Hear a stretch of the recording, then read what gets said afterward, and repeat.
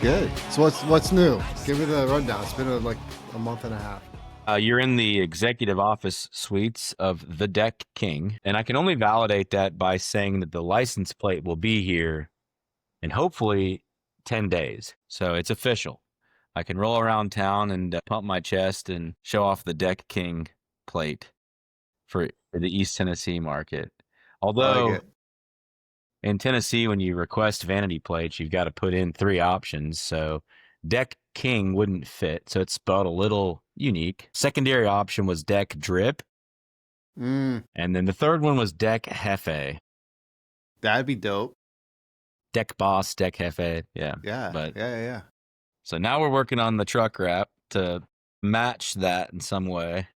But yeah. New truck. That's new truck. Got a new truck. What's New up? truck, new office, new staff, new business, we're on Riverview Decks version 4.1 right now. After our sales meeting today, we have tiers that we approach our clients within different types of decks. You know, we have kind of identified what it is that people want the most of and realized that there is a need for sort of essentials, basics, contractor grade, so to speak. So we've now classified that as the Essentials series. So if you want an Essential series deck, it's contractor grade. It is a 4x4 post basic lumber project. We've got a Riverview Decks Enhanced Classic series, gets you into a beefier deck that's still lumber, frame to last. And then you get into the Riverview Signature series and into the Riverview Design Elite series, which is helping us in a big way differentiate. Yeah. You're productizing your service. That's right. Productizing the service is huge. That's awesome. Yeah. Good for you guys. The 4.1, and it's, it's our season right now for us to really identify, I think, works, what doesn't, get rid of what doesn't, enhance what does. Because as the season does ramp back up, we now have a really good process that not only can we get great results with, but captures most every potential candidate that would consider us, as opposed to just saying, we don't want to build that. We don't want to do that. We're only this. We're only an 80s cover band. Not anymore. We'll do it all, man. You want some Randy Travis? We got you. You want some ZZ Top? I got you, man. I like it. I like it. So what was the shift? What was the shift? Has this been something percolating for a while, or was there a light bulb moment after a workshop, or was it a mentor, or like what kicked the light bulb off? It's really in the sales process, navigating the sales process. And when your clients are always asking for something that you could do, but don't have a system or a process built around it, you almost kind of shoot yourself in the foot because they're not going to fit in your model. And we were after typically a composite deck, when the truth is there are still a lot of smaller projects that do make sense that we can make profit on. We just need to dial back expectations, material applications, and not build a fortress when that's not what they're after. They just want something that meets standardized codes and will suit for a deck. It can still be called a deck. So was it like your lead to demo rate was super low and you guys weren't capturing all the leads that were coming through because you're unqualifying them based off of, they don't have a budget or the deck size we want, size matters, like those types of criteria. And you're just giving the people what they want, like people want it. Let's start offering it and productize it in good, better, best, better type situation. Yeah. I mean, let's face it. I mean, not everybody's going to go spend $60,000 on a deck. It's very true. And vast majority of the population, you're probably serving the top 10% of the market with your signature design elite series, right?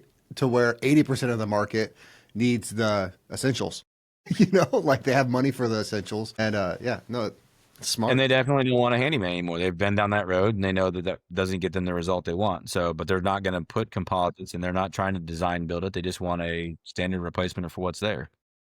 So you're at an interesting crossroads. I'm not going to say fork in the road because you can go down both these roads. Obviously you are. And I'm in the same spot to where if you were starting your business from day one, you couldn't necessarily ever get out of owner operator status by doing the essential package that you're doing right now, right? But since you have an established brand, reputation, and you've been doing the signature design elite ticket type jobs, like you have a reputation that the essentials package is just bread and butter. Like that's just another Tuesday, like it's not a big deal. And so you can diversify where most contractors would go bankrupt. They go belly up if they tried to productize an entry-level market deck, or they would never get out of the field, right? It would take a ton of volume. We did the same thing with Next Day Fix, our handyman solution. We found out that 63% of our leads captured we weren't serving because it was a small ticket job. Our job size, like we're not really entertaining projects under $250,000 right now at KHB. But Next Day Fix, we'll go change your faucet out for a 5-star review, like we'll go do a bath conversion or whatever else. Yeah. So makes sense that you did it like that. I like that you're in the same vertical though, because with our end, like Next Day Fix, KHB, it's in home services, which is such a broad umbrella, because now you get to be known as a specialist at every price point, for that one service. For us, we have niched into Swift Bath, which is a 1 to 3 day bath conversion company.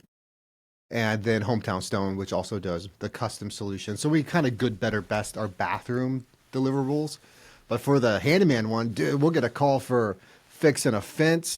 We'll get another call for fixing a roof, another call for caulking a window, a call for replacing baseboards, all the way to, can you fix this cabinet? It's tough to be the industry leader in catch-all, everything. But no, that's really good for you guys. That's awesome. How much revenue do you feel, or have you done any pro formas on the different offerings of like, at this average job size, at this offering, we should make X? Or what do you see? Yeah. I mean, on the basics, it's still untapped. I mean, there's enough people in and around town that are doing it. So we know that by offering the essentials and looking at the demographics that are in this market and our new market that we're working into is huge. I mean, there's easily a revenue ceiling I can see quickly at 10 mil in just that business. And so your profits are easier to manage when they're basics. There's not a lot of complexity. There's not a lot of deviation, room for error. It's, it's still construction. You still have inspection hangups and that kind of stuff. But at the end of the day, it's. One question for you. Are you going to be treating every offering as a separate business unit with its own chart of accounts? Or are you aggregating everything for the 4 different divisions? It's all aggregated right now. It's all still a deck. So as I look into it, we'll need to probably separate and categorize things so we know what band what. In the revenue band for our current design build, it's pretty obvious to see usually what that is in the mix of things. But over time, I think, we'll need to pull out what we can to see, hey, this needs to be marketed a certain way. Right now, our marketing is the same marketing. I'm not marketing independently for each one. What's funny is you get the repair lead that thinks it's a repair, and then you get there and you're like, crap, this isn't a repair, it's a full replacement. And they go, well, if we're going to replace it, why would we spend $7,000? Why wouldn't we spend $25,000 and do it right and not have to worry about it? And if it's sold right, you can show them the differences. But when they're not willing to listen and get educated and they just want what they want, well, then this is what you got. It's a double cheeseburger. It's a number 6 here. It's a number 5 across the street. Yeah. I like it. All right. I wanted to show you something on how we're going to be splitting our, let me put this aside. Can you see this? Oh, yeah. Yeah. So we're doing, so we broke down all of our offers to the market. What are we looking at? What kind of reporting system is this? This is custom, and I'll tell you about it. We made this from scratch, and it's a field portal for employees, clock in, clock out, daily reports. We created an AI that you can take a picture of the receipt, and it'll automatically reconcile it to that project, to the WIP, to the income statement. Like, it's really cool. I'll show you this. But essentially, we have each business unit has its own schedule, has its pool of manpower and resources, and then there's also like for the strategic planning, like there's going to be like each business unit has obviously its own initiatives, right? Quarter over quarter, year over year, and then like market analysis for all of them too. But what was really cool, I think it's going to be once again, this is still in beta testing. Like we're building it out right now. But there was like I built this, maybe I didn't push it live yet. Anyways, I had basically an opportunity assessment, but it wasn't this matrix graph. It was based off of each business unit in the markets we serve, off of all public domain, information that we could get. So like on the commercial side, it's a little easier because there's public work contracts. We can look at all these companies' factors and see what they're running, and then kind of look at their footprint, put some educated guesses towards their overhead based off the assets they operate out of, and staff, revenue size, all of that. And we can kind of extrapolate, okay, this is a $10 billion market, right? And we're a small fish in a big pond. What do we need to do, and how can we forecast and put together an attack plan quarter over quarter, year over year, 3-year, 5-year, 10-year to hit our goals, right? And then how do we track it with AI and have everything be kind of autonomous on the back end?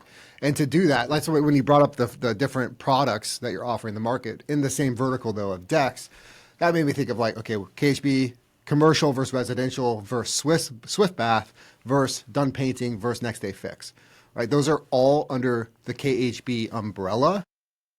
Different brands, different offers, and we're treating them completely as separate business units to where even though it's the same manpower, right, they're clocking into different cost codes that then get reconciled and allocated to different business units. But being able to see like what is a Swift Bath, what does that chart of accounts, that P&L look like compared to a Hometown Stone project in their bathrooms? Right? Is it more profitable to then maybe add a different offering under Swift Bath? Maybe it's Swift Bath Essentials, right? And that's just a one-day bath conversion, shower insert, compared to Swift Bath Design, Build, whatever, fancy name.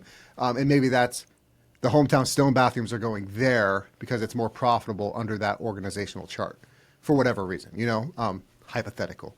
But I found a lot of value in breaking these down and doing the same type of reports for each.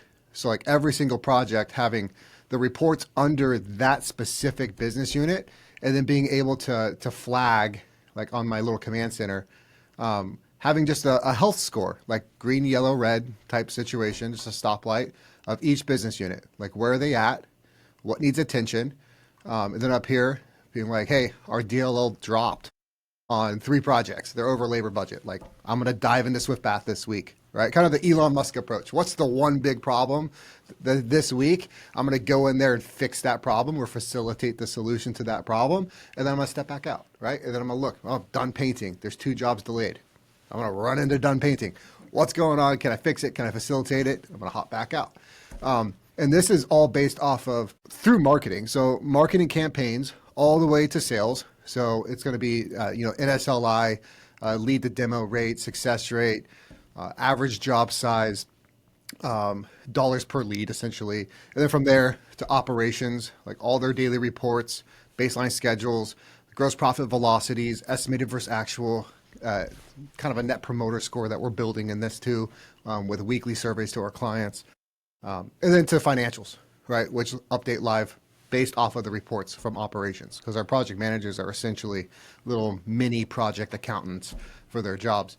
And then it spits out this score based off the metrics I want to see. I think that'd be cool. Like, do you have more headaches on a essentials deck compared to a design build deck? Like, that'd be interesting to know. Like what's the health of our essentials package versus our standard package? Anyways, I can share with you how we built that, and we are productizing this too. And it's cool. It's going to be super cool. Yeah. Sweet. That's what I've been working on past month. I love it. That'll work.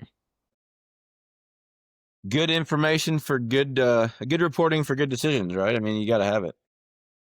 Yeah, and the little nuanced indicators, like that's so from the first phone call, we track that, right? It's recorded.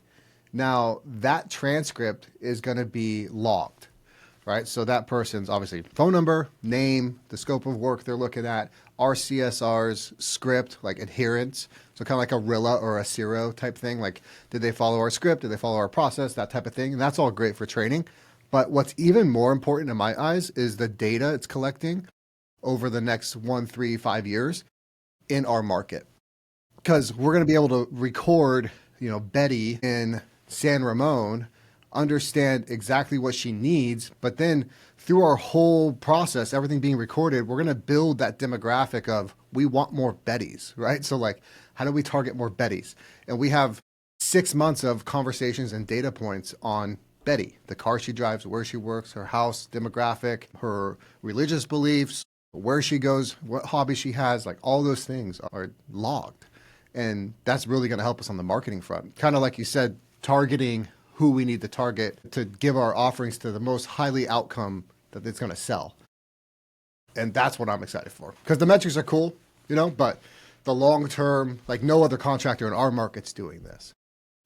Like they don't have a granular data points on who they want to serve. They just know typically who they don't want to serve, but they're throwing a broad net out there, catching all these fish and then sorting through the ones they want to keep and not. We're just going to be sharpshooters. Like we want this market, this person, this income. And it's not going to be left up to question of how we're going to do it. So it's pretty cool. Yeah. I'm excited about it. Yeah. I like it. So year-end recap from January to now, like what is the definition of the year? Like what was the vibe? The Stretch Armstrong, the rubber doll, right? We, all of the sales guys have them. It was a interesting visual, but we have all had to stretch quite a bit. We're at a place in business where the only way we get past the ceiling is by taking the lid off of some of these complex, difficult structural processes that, businesses sometimes build inherently. They don't do it on purpose. It's part of saying no. And before you know it, the no is what's capped you. And now it's more to focus on stretching outside of that to see where is it that we need to position ourselves as the leader, as the source of all knowledge, as the source to execute these projects, so that you're not saying no, you're expanding your capabilities in-house. And that's by having more space and stepping back and looking 30,000 foot and analyzing not only your market but other markets, and in-house spending a lot on education, from a sales marketing perspective to production management to we've developed an entire in-house credit center for our finance department. So now when a deck used to be really hard for someone to fund, we do it in-house. Now it's no longer a $30,000 deck, $485 a month, So that's going to help significantly. So we've stretched. The Stretch Armstrong effect came in and opened our mind to the fact that there's not one way to do this. There's a bunch of different ways, but how do we want to do it so it's scalable? So I don't think Do you there's... feel like you ran into production or production capacity? Like when you're saying you're stretched, like is that like the actual output of the work or the capacity to do the work? Identifying the right work. Yeah, you get to these jobs and every single one of them, they tell you over the phone that it's one thing, and you get there and it's not even close to what they described. They went that scope based on their experience and level of knowledge around construction, and then you get there and you're like, that's not possible. Then they get creative with all kinds of things. Oh, we just want to replace this part and that part. Well, you can't technically, because if you want it permitted, that won't pass. So finding ways to still work with those clients within their ideal scope and still execute it's pretty hard. And then on top of that, having the right mindset on the sales staff to be able to educate and not come back and burn the production staff's time asking a bunch of questions for something that's never going to turn into something. There are a lot of companies that still call their vendor and ask, hey, how much is this? How much is that? How much is this? And then have to sit down and write up estimates and email them to clients. And I mean, the days of that's what's causing a lot of companies to fail and go out of business. It takes too long to get anything to a homeowner. And even then it's like every project's custom, one off. There's not one that's the same. So building it out so that it's proactive on the front end to know how we can approach those, educating the sales team. Really, it's all sales and marketing, educating the sales team on what's a good project, what makes sense. And if it's not, then what do you do next? How do you carry a client through to close them if you don't even have a solution? And the only way to do that is to bog down production by asking a lot of questions. So we're finding solutions for that. Really, that's been, I think, the hardest part, because we can do a lot more. Production can handle more, but we don't want to have vague scopes written up with a guess of what it could take. And then the production guys are going, how am I supposed to do this? I don't even understand this will work.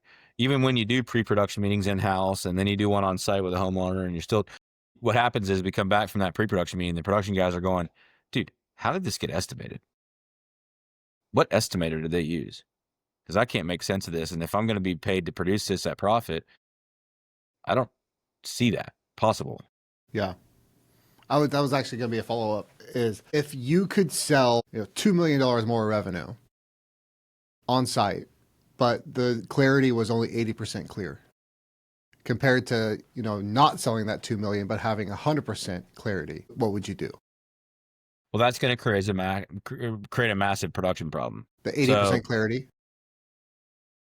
Well, the 20% that's not clear. Yeah, you're putting a halfway completed design into a production staff's schedule, only to find out once we start building it, the homeowner comes out there and goes, wait a minute, that's not what we talked about. And on those 20% that aren't clear, you bog down. Now you're there for 2 weeks and you burn overhead on a job for 2 weeks extra because the scope wasn't clear and defined. And you were expected to be at another job. Now you've delayed that one. They're upset. So it's a daisy chain. So trying to effectively be clearer with what expectations are in scope. So how do you be clear though when language is subjective, right? Your estimator could write something up as if it means this, but the person in the production field thinks it means that. How are you getting across that barrier? We have weekly meetings, and we have, over the course of the last few weeks, redefined the estimator and used verbiage that's congruent with each department. So now when they pull in groupings for estimates, that group is specific now. It says exactly what we're going to do and what the homeowner can expect in that. And if it's outside of the scope that's explained and it's custom one-off, that would be a scenario where that client and that scope would have been completely design build, and we would have rewrote that exact estimate specifically for that job. So it doesn't get the standardized approach then. And when we do a design, when we know it's going to have little changes in the writing and the verbiage and then the scope and the material applications, we have slowed it down long enough to where we can block time out within the production to rewrite it and do more touch points on the front end so that we're all on the same page. Nothing worse than halfway having something and going out and starting it. And all of a sudden, even though we thought we had the right scope, there's two things missing. And trying to eliminate as much change orders. We don't want a change order. I mean, it's the only change order we want is as an upcharge for something that we decided we want to do more of on the job site. The unforeseen stuff's obviously going to be a thing. Like when we tear this deck off, that ledger may show us that the interior framing's rotten. I mean, that's common. But beyond that, though, if we're not giving them enough information to understand how they're going to execute it, it's a lot harder for them to be able to make profit on it. So if I give them a crayon drawing of a deck and tell them to build it, the homeowner is expecting a picture of a full outdoor living space that they saw on our website, and we gave them a crayon drawing to commit to. It doesn't work, right? So, and how fast are you guys closing that feedback loop from the field to sales? On design build or on just the standardized stuff? Just general. On design build, it's slower. That's why we're charging for that time. And some of these big ones, The homeowners aren't in a hurry, and we can usually get everything within the production side dialed in from, so the serial recording, all the company cam photos. The serial recording helps us pull out the transcript from the scope. And then there is a rough sketch or dimensional layout in a 2D drawing that's provided to the design build team. And they're then taking those 4 components, building a conceptual approach to the job, or touching with the homeowner to see, is this exactly what we're talking about? Did we relay, exactly what you want? If not, what needs to change? And they're getting a few edits on that. And then once it's clarified, we then can do takeoffs. We then can, draw up a proposal that's more accurate and defined. At that point, then if we want to contract on it, then perfect. Let's trade signatures and collect deposits. If not, let's redefine it. And we'll edit that a few times before we get it perfect. Right now we have one that's $187,000. It's on its 2nd rendition or 3rd rendition, and they're ready to contract. So that should be pretty quick. But I'd say the turnaround time on that overall project, it started in conversation months ago. They're not fast. But it's the right way to do a deck like this. It's on a cliff, an hour and 50 minutes away, and we have no local vendor supply house to tap into if we need something. So all of the deliveries for the materials have to be pretty accurate with contingencies. The general installation practices have to be very clear. If for some reason we hit rock or we can't do things that are on the construction drawings, we've got to deviate from the process, which is going to create quite a bit of a hang up an hour and 50 minutes away to adjust plans, so that when we say it's a 5-week long or a 6-week long build, we've allocated for some of those, but not all of them, right? As much as we possibly can, try and eliminate any confusion for the homeowner, for the production staff, and capturing all of it from a sales guy sometimes is harder than it sounds. They did write a scope. They did talk to the homeowner quite a bit. They may have been there for 3 hours, but what was said, what was committed. And so that's where Ciro has been phenomenal for us, I think, and using it for that rather than a sales coaching tool has been a CYA tool. Yeah. I agree. Those recordings actually, I'm going to court in like a month, December 18th, something like that. And it's hilarious because they're just trying to strong arm me, but I have all the recordings, and it's like, I'll just print out these transcripts and highlight what needs to be highlighted and let the judge decide. Yeah. We just received final payment on a project. I've not had to do any legal recourse in anything we've done until recently. We had a homeowner that didn't want to pay their final invoice, and we immediately put a lien on their property and immediately told them, don't talk to us, talk to our attorney. And the check showed up in the mail the other day, and it was a contingency. They were, even in the subject of the check on the memo line, they said that this isn't agreeing that we accept the deck as complete. This is just clearing the lien. And I'm like, I'm going to cash the check. That doesn't clear the lien, and we're still not accepting any of your terms. The deck is deemed usable and it passed code, and now you're just unsatisfied with little details that we would have tried to do on a punch list that you kicked us off your property and couldn't complete. So, and we have all the recordings. We have tons of photos. Luckily, when the sales guy was there initially, he took a lot of photos of what was there beforehand, but they wanted to blame us for broken siding, torn screens that were there before. And we did our due diligence on the right end, and the recordings are supportive of all of it. All of our phone calls were recorded. It's what you have to do in order to really do the right thing. And the craziest thing about it is, like, you never intend for that kind of stuff to happen, ever. You're doing the right thing, and still people get now. weird. I always assume it's going to happen 3 to 5 times a year. Yeah. Yep. And now having all of the right processes in place and the pictures and all of the recordings, and you substantiate your case immediately. You send an attorney in there and look, and he goes, this is a no-brainer. I mean, so. Yeah, you gotta plan for the worst. It doesn't bother me. People are people, and they're looking out for themselves. And unfortunately, there's people out there that sue restaurants for not saying their coffee's hot. Like, those people exist. Those people are real people. And actually, I had a crazy job walk not too long ago, probably about a month ago. Where it was the first time I thought I almost, like, this might turn into like a physical fist fight. It was my first consultation with them, and it was it would have been like a custom build because the pretty dilapidated property. But anyways, Pull up to this place, man. Get out, say hi. It's a ran down house on a piece of land out in the country. They already drew up their little floor plan and stuff, and we're talking through the process, and I show them like a set of construction documents we're building off of right now, and like, this is what we're going to be going through on your project. Here's what you can expect, you know, sheet-wise, detail-wise, and, you know, off the bat. Yeah, I dealt with stuff bigger than that at my previous job. We don't need any of that. I was like, well, we do, right? Like, we need to get a permit for this. First red flag, right? I go around the house, man, and this house, the foundation is raised, and there's a belly on each side, like the south and north side of the house, just like the footing area just has a big bulge in it, and it's stucco, it's all cracked out. And, you know, so I asked him, like, hey, like, what's going on with that? You have, he said, I'm not going to answer that. It's like, okay. So how long have you lived on the property? You know, have you been here long? I'm not going to answer that. I'm not going to answer any questions that aren't deemed necessary by me. I said, well, I'm going to ask a lot of questions that you might not think are necessary, but they are for me to understand if we're a good fit.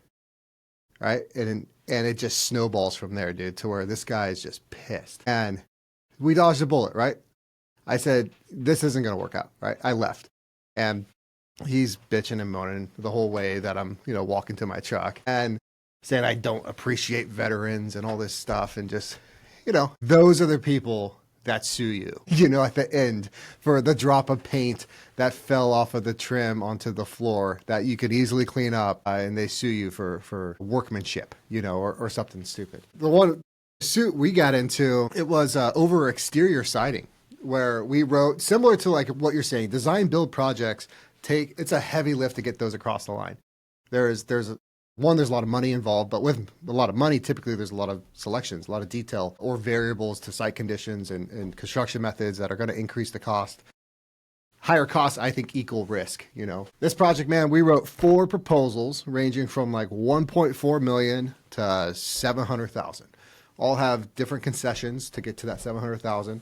One being the 1 million had real flagstone stone on the exterior, where the lower one had ginstone, which is like a foam composite. You know, it's a fake stone.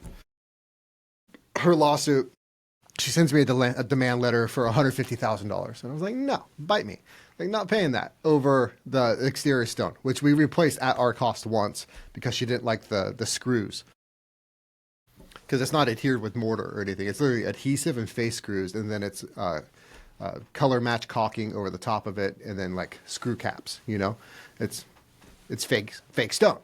You have to adhere it to the wall, you know?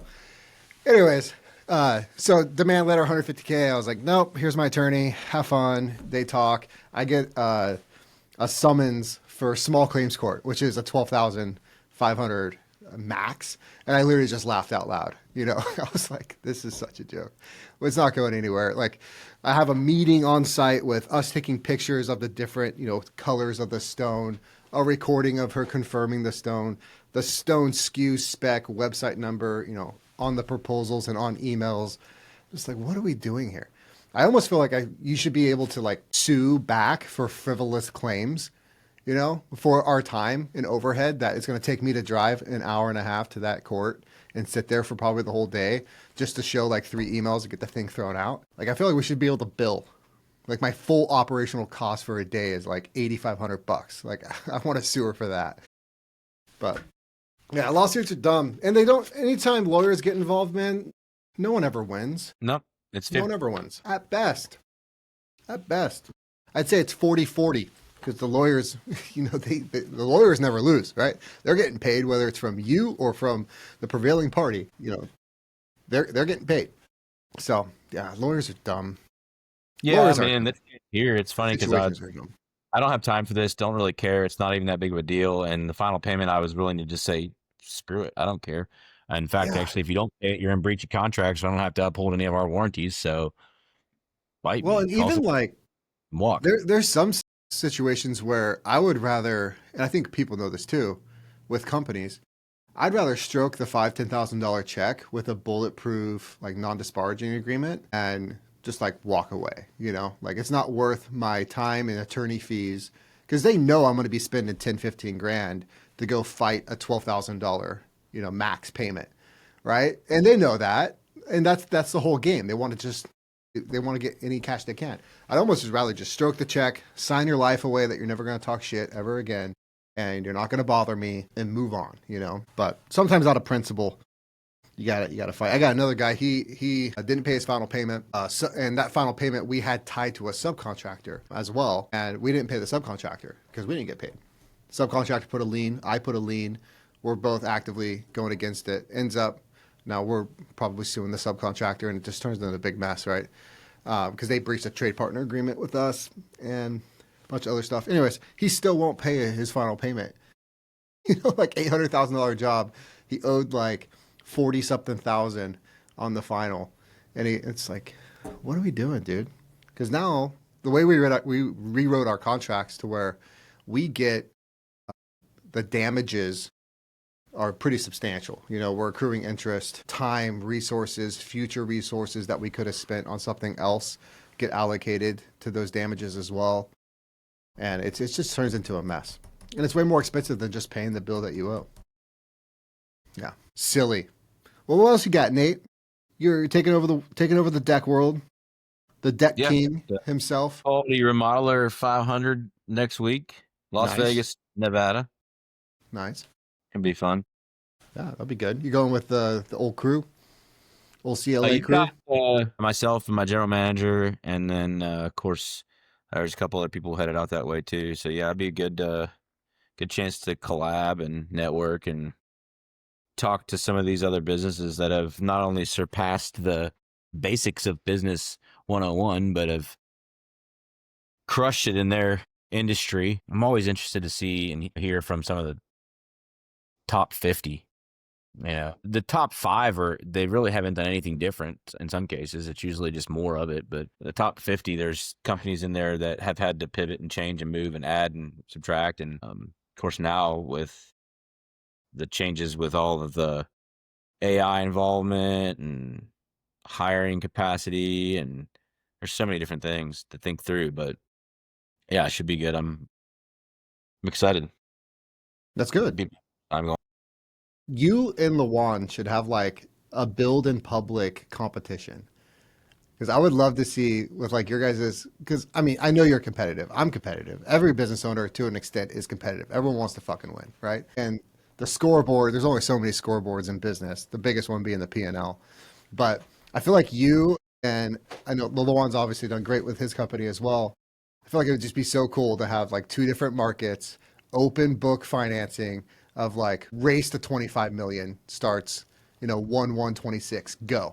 And just do it in public. That'd be so fun. Could be a whole TV show, like series. It'd be sick. It could be cool. I mean, the hardest part about that is I'm chasing after Lawan, and we're doing a lot of the same stuff. What's even more difficult, though, is both of us have unique perspectives on business, and both, I think, are not wrong. We have focused more on the details and a lot of areas where his focus has been more on just sheer capacity and volume. My analytical mindset has caused more headache and challenge to grow than his, but as he's gotten to a larger moving component, he's starting to find that there's still stuff in that need to be adjusted and tweaked. Perfect example, like clarity of scope or an estimator. Like his estimators, it works. There's no question about it. They can go out, they can estimate and turnkey, but it's missing a lot of the detail that the types of projects that our clients are demanding here require. I can get away with that on some of them, but not all of them. And we don't really build the same deck. Theirs are very nice. There's quality and attention to detail in them, but what's in his market is different than in my market. Average job sizes are completely different. They don't look the same. So that's where then having extra expertise in the production side is required for us to get to a point where we're able to take on more. Yeah. I just view it like, obviously at the end of the day, the goalpost is what you make it, right? Like the finish line is your finish line. And by the time you get close to that finish line, you're probably going to move it 10 miles down the road, But I I didn't come up with anything, but I saw online a lot of these guys in the tech scene, like they're not public companies yet, right? They just raised a seed round, but they're building in public. And it gave me the idea of like contractor wars, like where the Pacific Northwest has 5 companies representing it. The Midwest has 5 companies. The East and the South have 5 companies, and they're all building in public, right? Like same service, same verticals, whether it's decks or kitchen and bath or custom homes. But it'd just be so cool, like in a coaching community, to like breed that competitive nature of entrepreneurs. Because in most coaching communities, you kind of have like a little, for lack of better words, like a circle jerk around the fire, right? Like everyone's got to talk about their numbers and what they're doing, this and that, and everyone has their own opinions on what they're doing. But it's like, how about every quarter we put our P&Ls on the table, we say what we're beating you at and what you're beating me at, and how the next quarter we're going to address that. We're going to be better at that, and we're going to beat you in this category, whether it be marketing, sales, DLER, like efficiencies in operations, or tech stack, or like whatever it may be, right? But like we have our milestones where like we're in competition and I'm going to beat you. Because I feel like with entrepreneurs that would take off. Because for me, I hate losing. Even like in Dex, I have no skin in the game in Dex. But like when I heard Lawan did 10 million, I was like, man, fuck. And I like Lawan and he's building a great business. But like that competitive side of me was like, well, I'm going to go out there and do 20. I'm going to do 20, and not because of Lawan, because that's where we're just heading.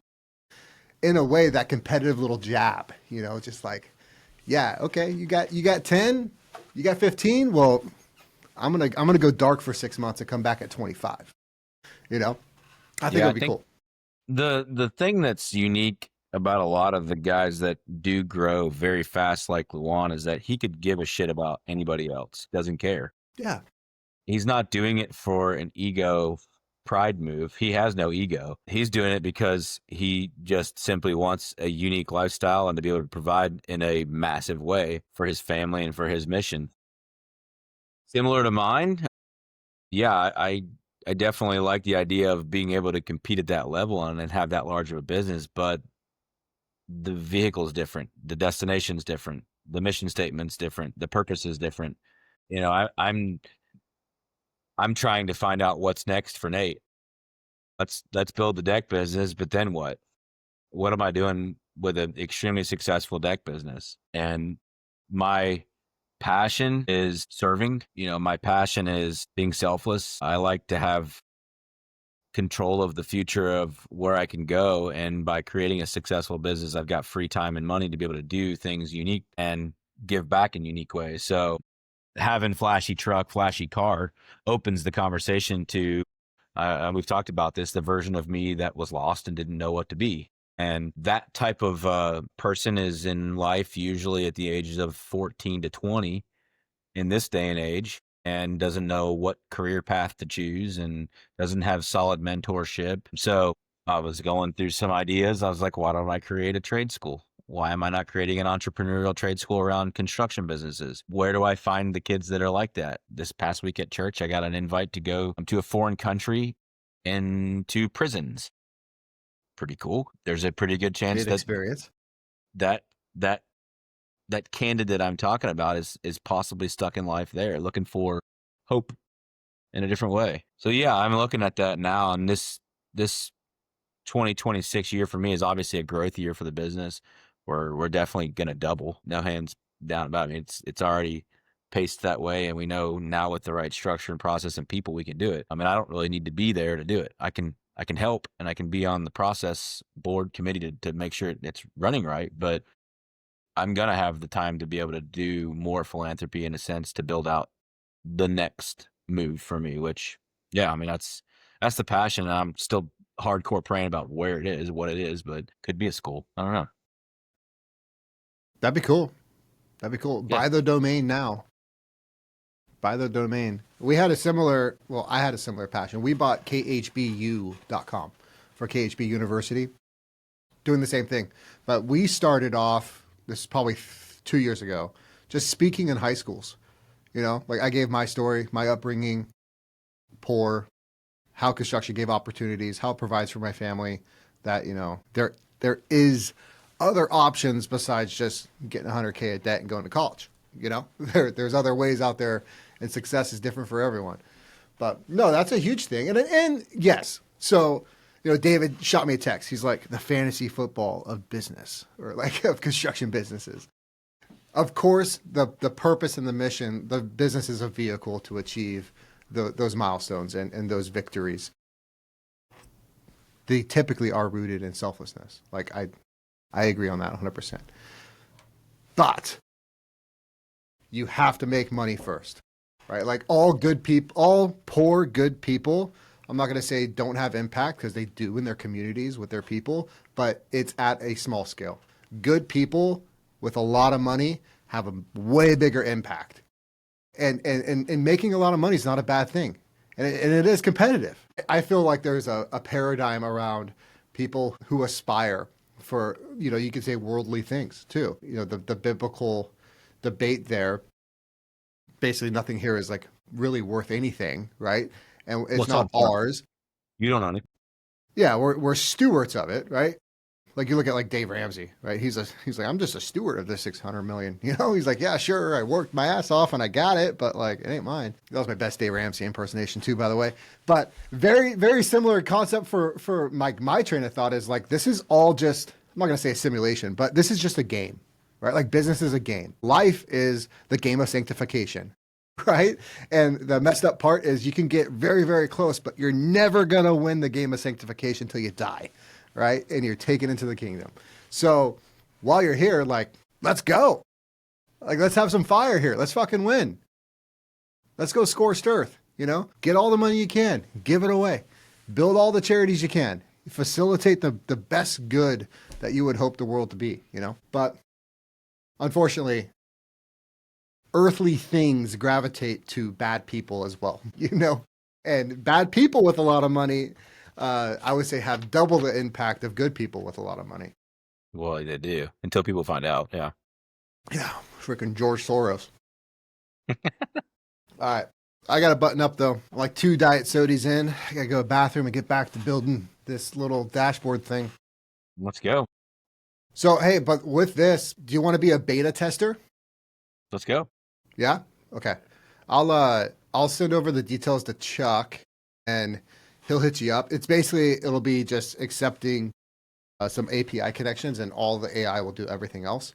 And it'll be secure and local to our server, and you'll have a login and all of that. And we'll build the whole thing out for you. And we're beta testing it starting tomorrow. So probably in like 2 or 3 weeks, we could launch it live to you. You connect all the, QuickBooks or Sage or whatever else you guys are doing, spreadsheets, and then see how you like it. And then give us feedback on like, what could we do better, or what would you want to see in your specific company on that tech stack? So, no, it's cool.